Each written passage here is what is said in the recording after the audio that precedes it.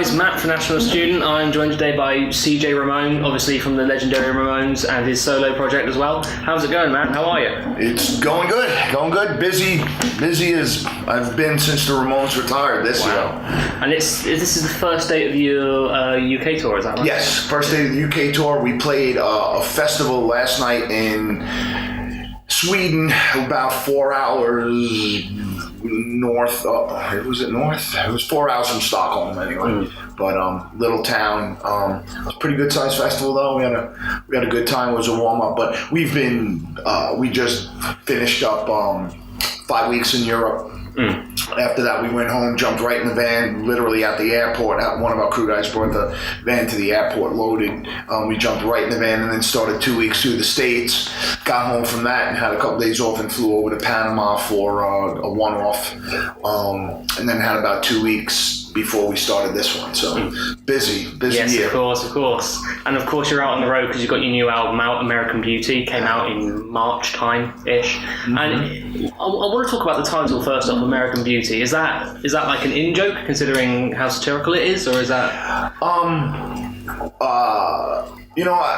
had a very different title and a very different album cover for it. But there's been so much negativity, I guess, going on in the States with the presidential election and the protests and the riots, and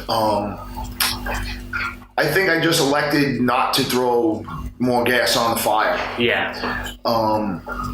It was really, I'm trying to get people to realize and understand that while things, are not optimal right now, there's more people involved in the political process than there's ever been in the history of our country. Yes, there's more people coming together for what they believe in.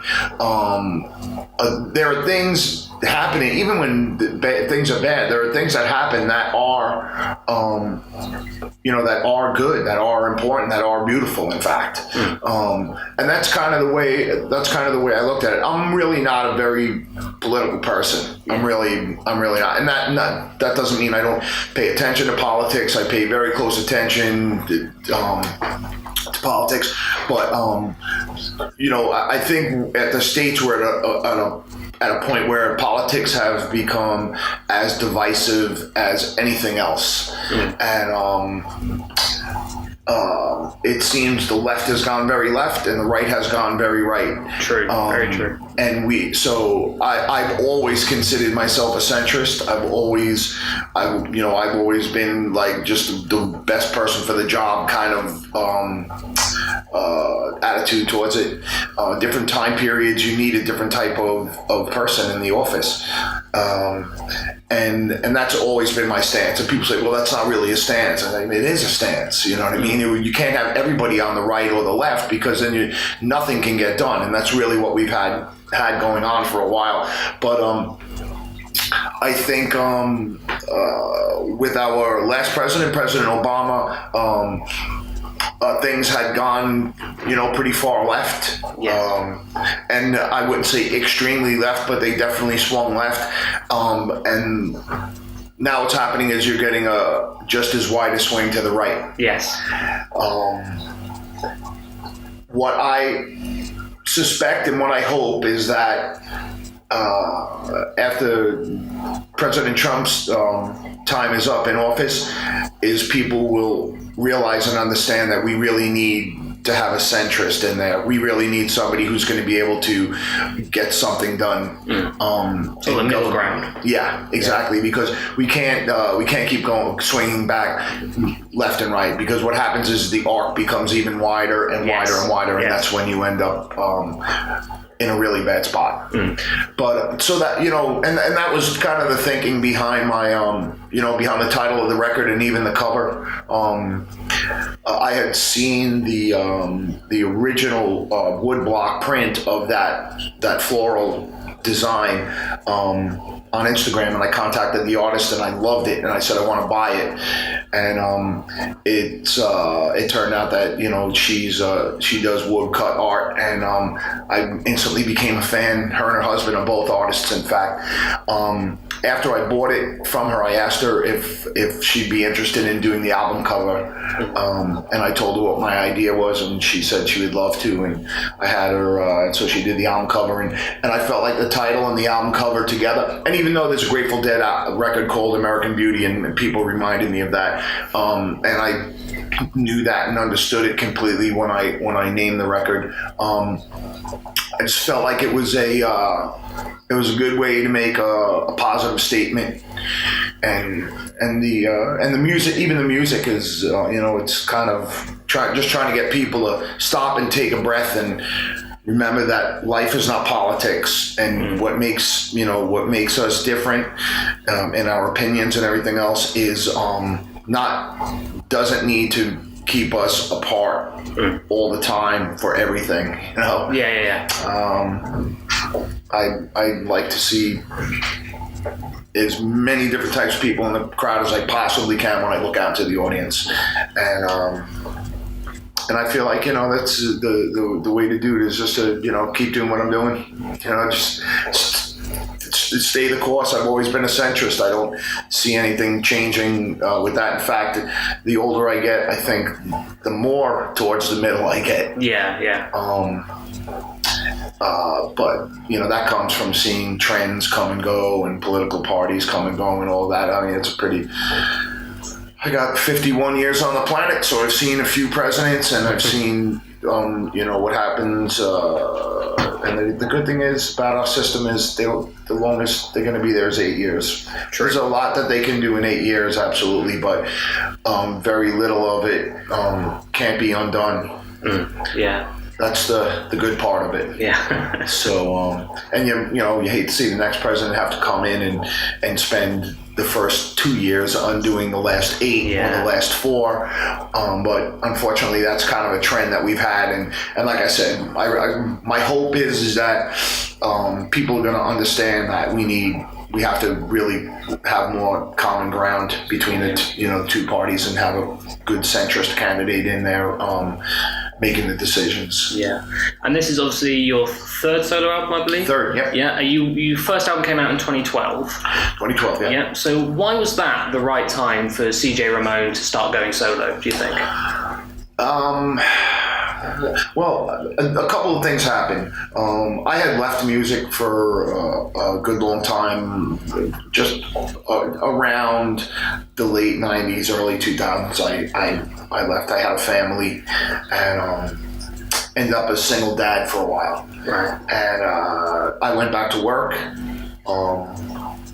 And I missed music, I did, but I just loved family love. I loved life. I really, really enjoy being a dad, and so it didn't sting that bad. I got remarried, and to my current wife, Denise. Denise and I had been friends for 17 years before we ever became romantically involved, and she said to me, I started to go out and do little things here and there. And she said to me, if you want to go back to doing music, I have no problem with it. And I shouldn't have to say it twice. I immediately started to put together a little plan on how I would like to do it. And the first real tour I did was 2010. I got together with Daniel Ray, who, of course, produced Ramones records, co-wrote a lot of Ramones songs, including Pet Sematary. Super talented guy. But I got together with Daniel and Brant Bjork, the drummer from Caius, who I'd been friends with for years, and we always talked about doing something together. And I said to those guys, I said to the both of them, I said, listen, I want to go out. After the Ramones, after Johnny died, really, there was so much negative stuff about the Ramones. I mean, it was really crazy. The stuff that was being said and the attention was put on the personal lives of the guys in the band. And to me, basically what was happening was one of the greatest rock bands that ever lived were being reduced to like a cheap soap opera. You know what I mean? And there were books and, all kind of, just movies, and I just was like, oh, Lord. I mean, it was not like the Magic Garden being in the band or anything. They had their problems, but to just listen to and see and hear all these people say all this really nasty, negative stuff, including some of the ex-band members, it really bothered me. It really bothered me, and that's kind of when my wife said it to me, and she was like, "You don't like it? Do something about it." And that's when I said, yeah, I could go out and play Ramones songs and remind everybody what made the band great. And that's what I did. So I got together with Daniel and Brant in 2010. We went out and we did all Ramones show. It was really good to play the songs again. I had a really good time. The fans' reaction was great. And even when I was gone from music, I never stopped writing songs. I always had an acoustic guitar laying around, and I would pick it up and strum out a couple of chords and write a couple of words down and whatnot. And after that tour in 2010, I started to realize I had a pretty good collection of songs laying around,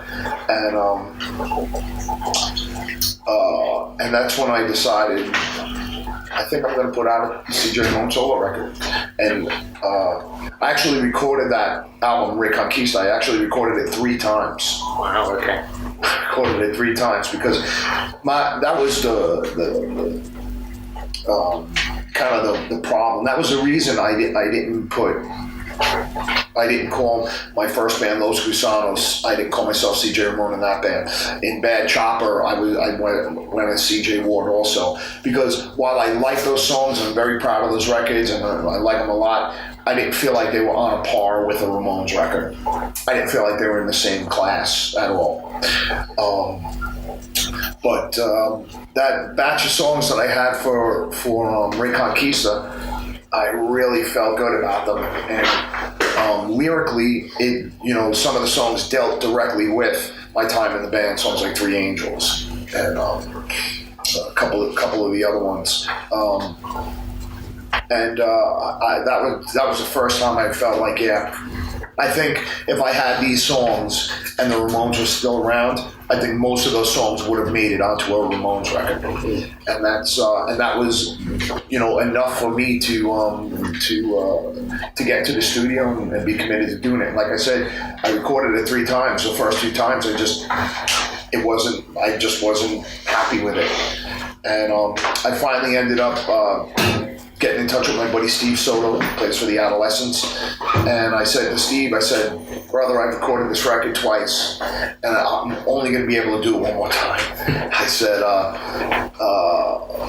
I could use some help, and he said, yeah, sure, and he said, give me 2 weeks and we'll put it together, and within 2 weeks he had the studio booked and had a lineup of guys. I mean, I don't even know how many people realize or understand. Like Jay Bentley from Bad Religion played on that. Dennis Casey from Flogging Molly played on it. You had Billy Zoom from X on it. We had who else was on that? We had Dan Root from the Adolescents. We just had it was kind of Johnny Mao from Social Distortion. It was really like a who's who of the Southern California punk scene, and it was, I don't think I could have done a better record. I really felt like that record was about as good as I was going to do at that point. And because I never really was a big songwriter with the band, with the Ramones, while I was in the Ramones, those years that I wasn't playing music and I was still just sitting around playing acoustic guitar really gave me some time to sharpen up that, my skills as far as songwriting goes. And even though I didn't realize that at the time. I was just playing around, really. When everything was said and done, and I sat down and listened to that record for the first time, it it felt strange. It was weird. Like I liked it so much. I was so impressed by it. I was like, I can't believe I wrote those songs. But it at this point now, 3 records in, now I look back at that record and I go, oh, I wish I would have done this. I wish I would have done that. If I would have put this bridge there, but I would never reconstruct it or anything. But now that I have a better handle on writing songs and got a little bit better with words, it's it still stands up, even as I have gotten better. But the good thing is I think I'm on a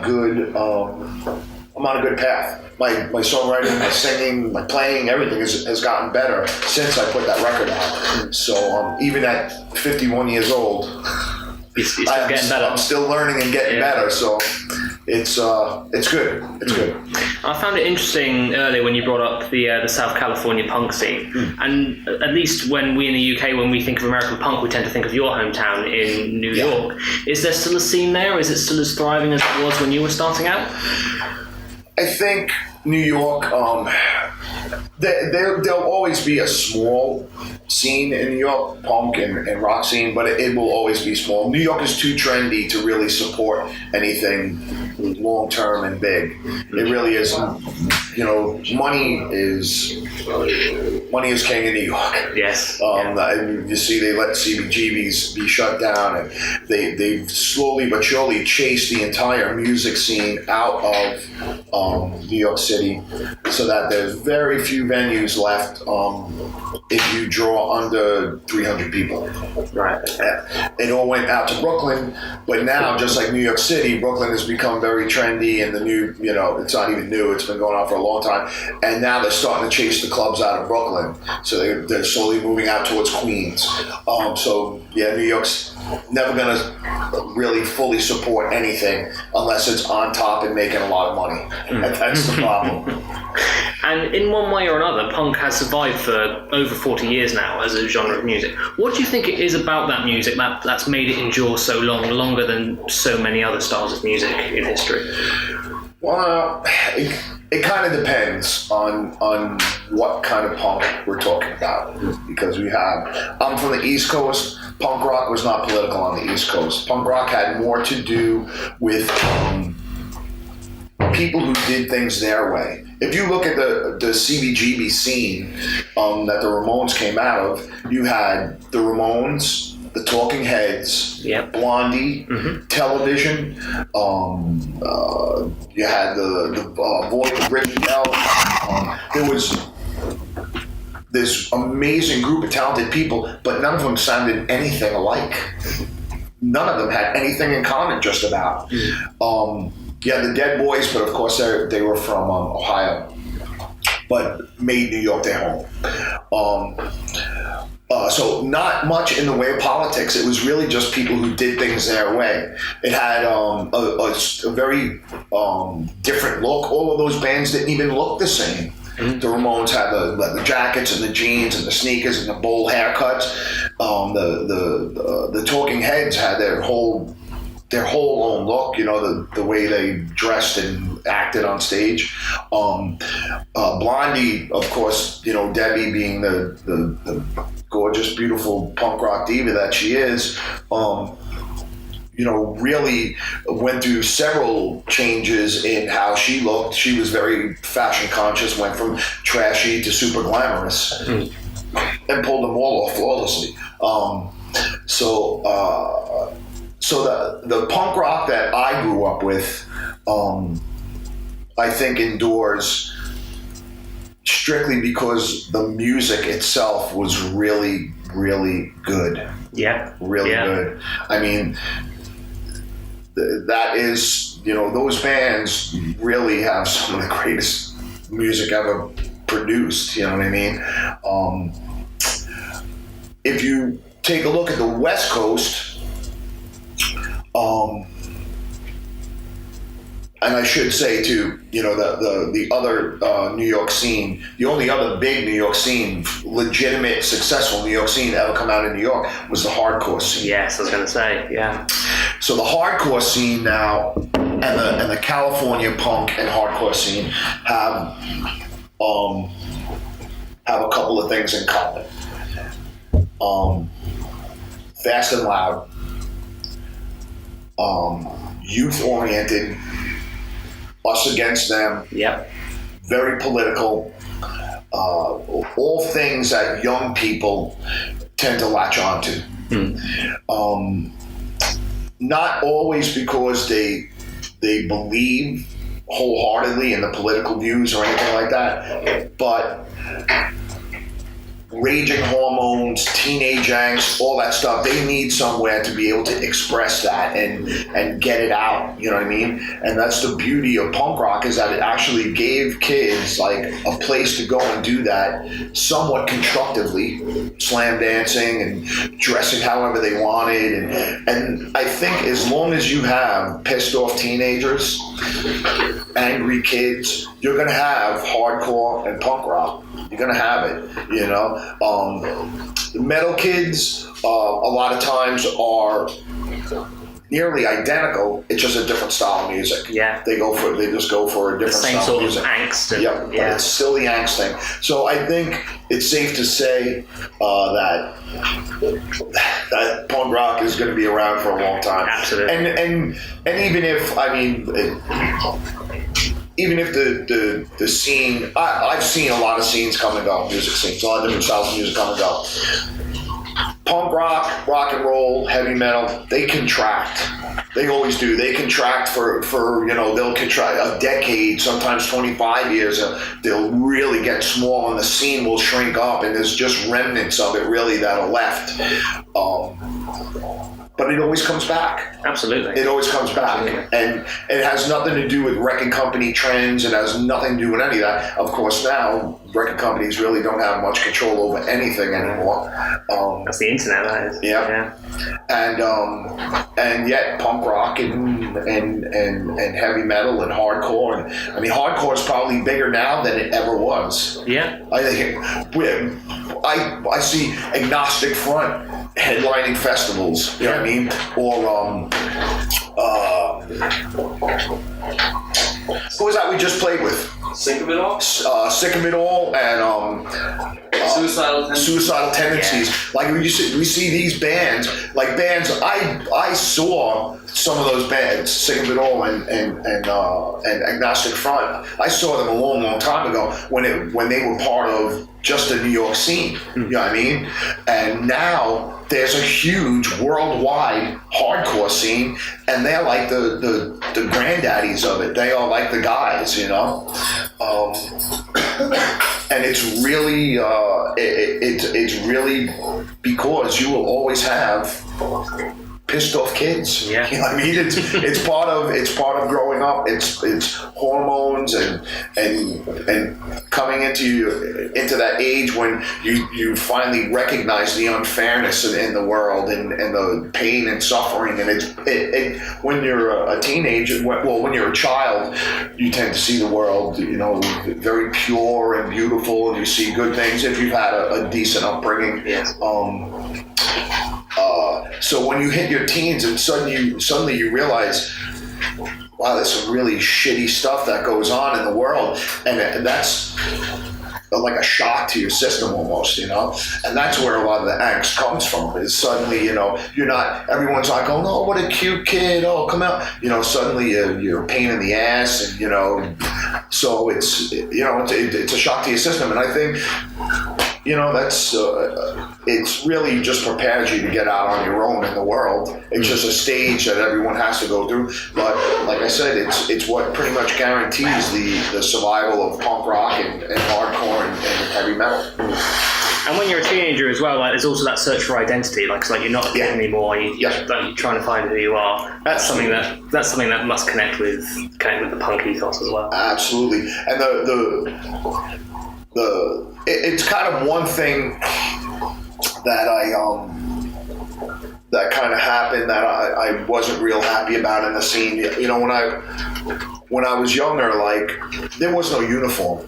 If you went to a punk show, there were like kids dressed like me, sneakers and jeans and t-shirts, and then you would have the skinhead kids or the mohawk kids, but everyone there was no uniform to it. You know what I mean? It wasn't like, and there was no, you didn't have to have any political leaning to hang out. You know what I mean? There were kids from all over the place as far as politics or personal politics, social politics, all over the place. But that was the beauty of the scene. Your point of view was always challenged, because whenever you sat down and hung out and started talking, somebody would start popping off and you'd be like, what are you talking about? I don't, you know what I mean? So when you hang out with people with different points of view, it really helps you grow. You either sharpen your own, you sharpen up your own opinions, or sometimes you rethink them, you know, depending on the input that you're getting. And that kid may not know anything more than you, but their point of view, where they're seeing it from, where they were raised, or how they grew up, you know, what their experience in life is up to that point, is shaping what they're saying. Yeah. And that's really the way that you acquire knowledge in your life, is by talking to people who don't feel the same way you do. That's really how you learn. Talking to people who feel exactly like you do does nothing for you. It's echo chamber, isn't it? Right, exactly. All they're doing is propping up what you already believe. And the danger in that, of course, is that if one person's totally wrong, but a group of kids look up to that person and they put their opinion out there, and those kids take that opinion on, now you're, you know. Yeah. You're starting something bad, you know. Yes, what I mean? Absolutely. And that's, you know, my own kids, I brought them up to be independent thinkers. And I always told them, just because you I really, in some ways, I really wish people in the entertainment industry did not put their political opinions out there. I really do, because people look up to them for reasons that aren't necessarily their intelligence. They're good actors, or they're good musicians, or whatever, and they really have an unfair advantage on influencing people. And a lot of those people are not very intelligent. Yeah, they're really not. Just because they act well doesn't make them intelligent. Just because they play guitar great or sing great doesn't make them intelligent. Or not. I shouldn't even say not intelligent. It doesn't make them really well informed. Yes. Yeah. You know. So that's one thing I worry about with kids, because our society is so, we have this like crazy like worship thing for people in Hollywood and musicians and stuff like that. And to me, I think a lot of it is not good. You know what I mean? Because the kids and the people that look up to them are taking those people's opinions on as their own, just because of who they are and their access to everybody, you know. That's why, in general, I don't talk politics. I don't talk politics. I don't want some kid running around, you know, taking what I said to be gospel. You know what I mean? I feel that way. I said that because that's my experience in life, and you know, and that's the angle that I look at it from. That doesn't mean it's wrong. What's right for him? You know what I mean? It's not like CJ said this, so it must be right, sort of thing. That's the danger. You know what I mean? That's the danger. But it's like I said, it's one of the things that guarantees there will be a future for punk rock and hardcore and heavy metal and rock and roll and loners. You're always going to have pissed off teenagers. Of course. You're always going to have pissed off teenagers. And it's really a really good, constructive way for them to express themselves. I wouldn't care less if my kids came home with a mohawk or a piercing. None of that stuff bothers me. You know what I mean? It's everyone's going to go do stuff like that in their life because they want to push the limits. You know what I mean? They want to test things out. They want to be in your face. They want you to pay attention and notice me. You know, look at me. You know. So I get it, and I have no, there are no rules in my house about how my kids dress. Or I mean, my daughters, obviously, I don't want them going. My 16-year-old, I don't want them going out dressed like, you know, too revealing or anything like that, you know. But as far as you know, punk rock gear or color hair, or as far as style wise, right, exactly. Yeah. My son, as soon as he turned 18, he wanted to go get a tattoo. So if you can pay for it, you can get it. Yeah. I'm going to tell my son not to get tattooed. I'm pretty fully tattooed, so I try not to be a hypocrite. And we spoke a little bit earlier about how sort of early punk rock was like individual statements, bands like the Ramones and Talking Heads. So when do you think politics started to be like inserted into it? Was it with the rise of hardcore, or was it a bit before that, do you think? I think, music has always been a vehicle for politics. I mean, that's what the whole 60s was about. In the Lower East Side of Manhattan, you had almost like they were almost like modern day beatniks, but you had people like Patti Smith. Patti Smith was very political, You had a lot of those Lower East Side artists, kind of like artist commune types that brought politics into music. Patti Smith, I don't think lyrically, I guess kind of she was, but she was just very opinionated politically and used to put it out there a lot. I think politics in punk rock really probably started on the West Coast. West Coast scene was really, the California's hippies, right? Realistically, all those kids like Black Flag and all those guys, they pretty much were hippies. But they were angry hippies, and that's where you get, that fast, loud, aggressive music and political lyrics. They were really, they really had something to say. They didn't like the way society was. They didn't like the way cops treated them. They didn't feel like they were represented in politics, so they were going to yell and scream until somebody noticed them. Represent themselves, yeah. Yeah, and that was that's probably the real for punk rock and hardcore. I would say that California really is the genesis of it. It's funny because I have the guys from the Adolescents come out on the road and, of course, record with me and everything, and I break their chops every once in a while about it. I'm like, you guys need to stop preaching on stage. Nobody wants to hear that political crap. Everyone's tired of it. People go to shows to have fun, but the truth of the matter is a lot of kids do go to concerts to hear that. They go that's what they want to hear. They want to be a part of that. My show's more about fun. I'm way more about having fun and having forget about everything else. Right. Check it at the door. Leave it outside. Yeah. Come on in and have a good time. Let's just sing and pump our fists and have some fun. But I would say, for punk rock and hardcore, California is the birthplace. Yeah. And with punk, at least for me anyway, one of the biggest defining traits is like that DIY attitude, like especially for early punk, these very raw sounding albums. I know they're a little bit after the Ramones started, like Sex Pistols, very sort of raw. Is that still something that you think the punk subculture values in bands, like sort of a DIY approach? Yeah, I mean, if you get into the more underground type bands, the younger kids, I think you're gonna see a big turn towards it. But I think really California is the capital of punk rock for the States, and I think there's definitely a polished sound to punk rock now. Okay. I think there's definitely a very polished, particular sound that goes with punk rock. I mean, I'm not saying that's bad. On my record it's filled with harmonies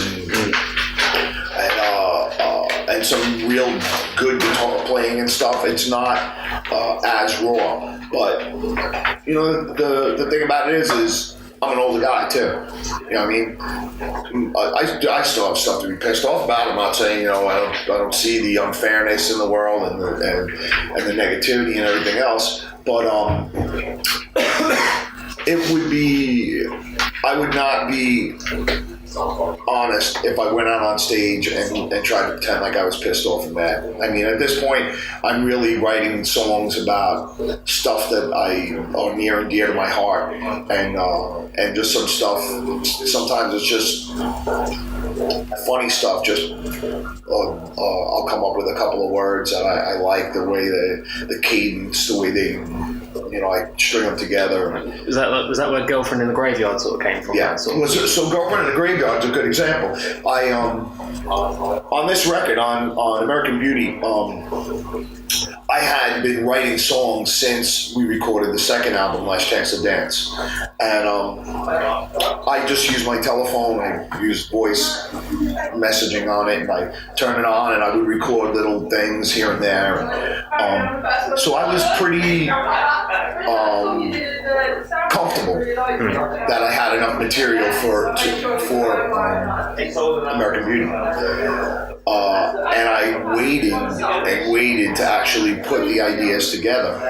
And what happened was, it got to the point where we were supposed to be in the studio in a month. And I was like, geez, I need to start working on these songs, And my thing has always been to go down to my basement, bring a bottle of Jack Daniels and a pot of coffee, and I drink coffee and whiskey, and I just sit in the basement, and I get things done. I went down and I started putting some of these ideas together, and I didn't like them at all.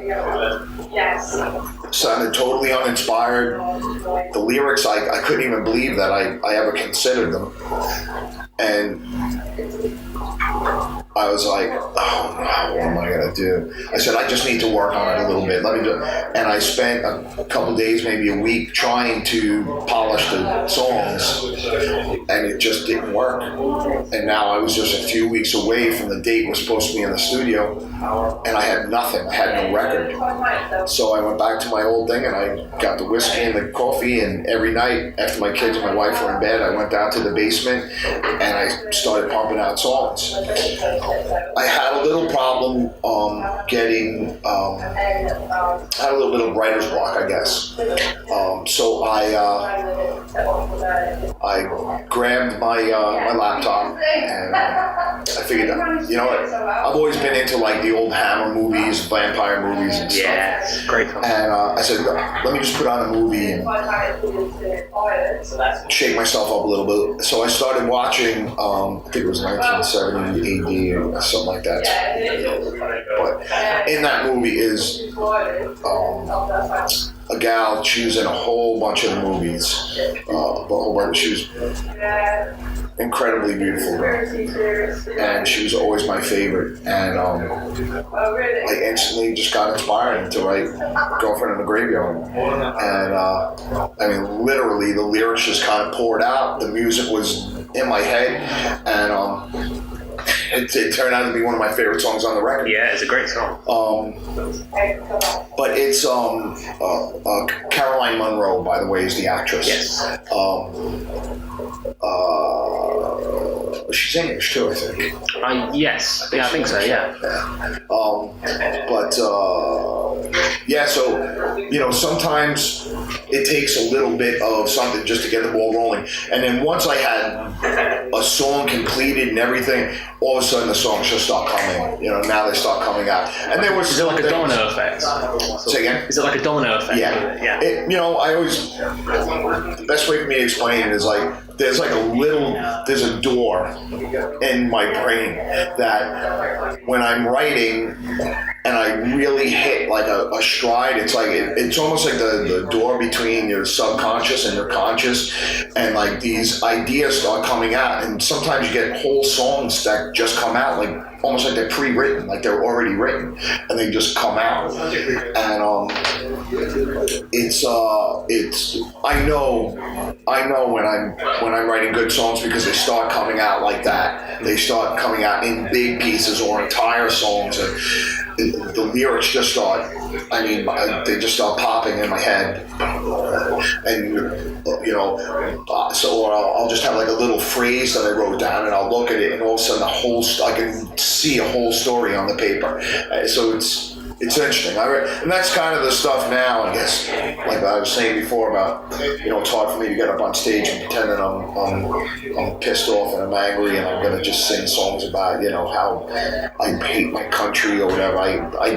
It would be really dishonest of me to do that. Yeah. I'd probably sell more records, but I don't think. But I'd rather just do it my way, be myself, and be honest. And anybody can call me on anything as far as my music goes. And it wouldn't bother me because it's me.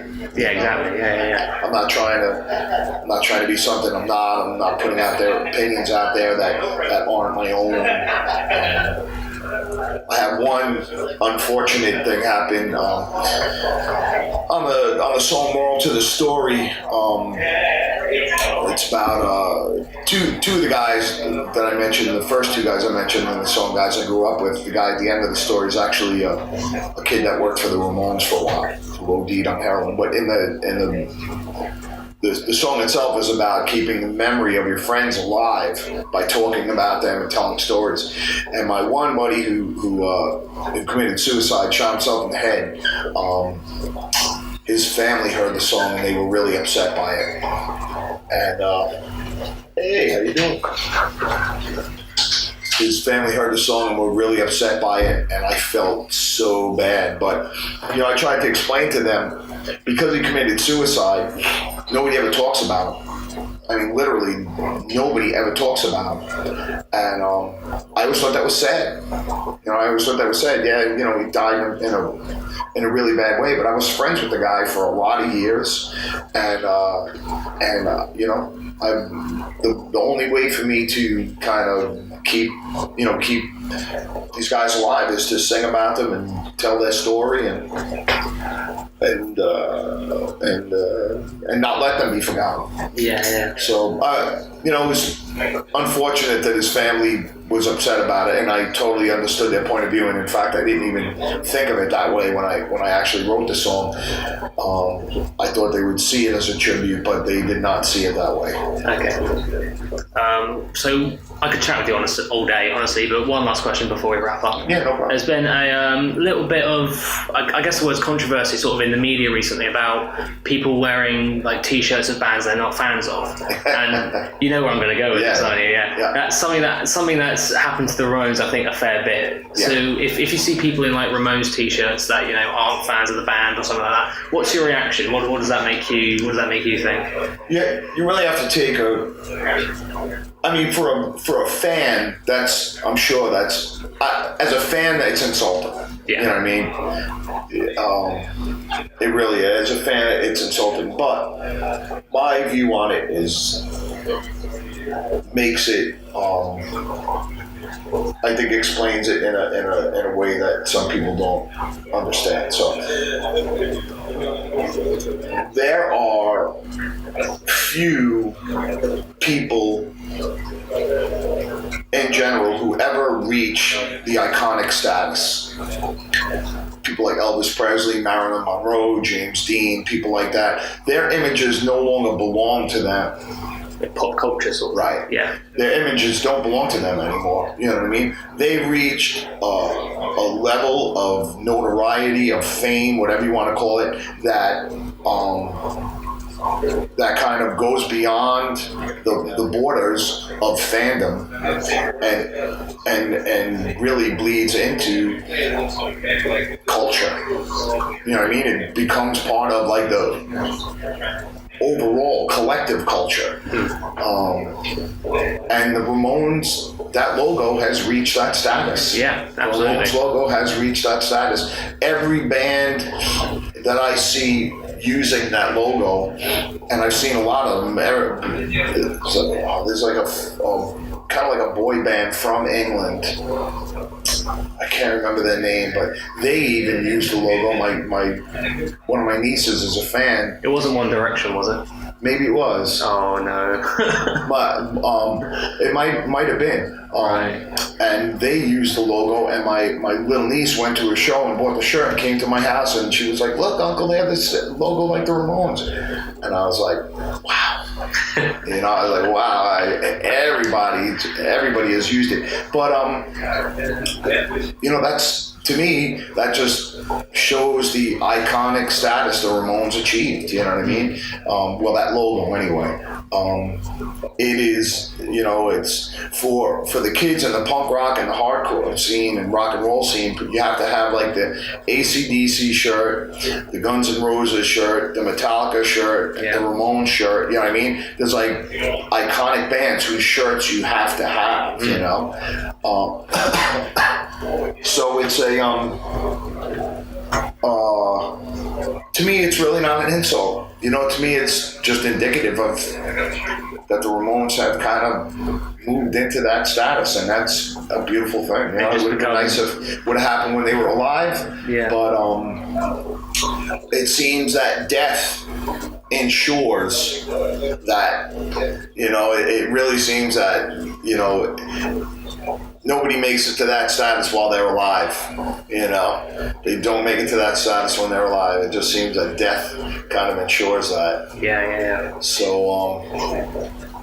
So I'm okay with it. Like I said, as a fan, it's kind of insulting. You know, as a fan of the Ramones, not as CJ Ramone, but as a fan, it would bother me. You know, it would bother me. But as you know, as I guess as a studier of pop culture, and just, you know, trying to understand how that happens. The little theory that I developed, I like that. I like that. I think it's good, and I'm happy for the band that it achieved that. That's, like I said, you know, very few people make that status. Yeah, very true. Very, very true. Yeah.